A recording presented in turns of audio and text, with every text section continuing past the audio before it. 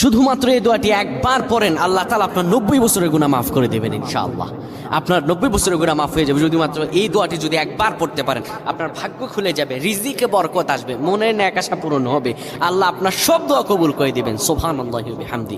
এত ফজিলত, এই দোয়াটা আপনারা শেয়ার করে দিবেন। এই যুবকেরা, আমল না করেও সওয়াব পাবা। তোমার একটি শেয়ারে, একটা বাটনে প্রেস করে তুমি সওয়াব পেয়ে যাবা। কারণ তুমি আমল না করো, অন্য কেউ যদি তোমার শেয়ারের বদৌলতে আমল করে, সওয়াব তুমি পেয়ে যাবা। নবীজির হাদিস।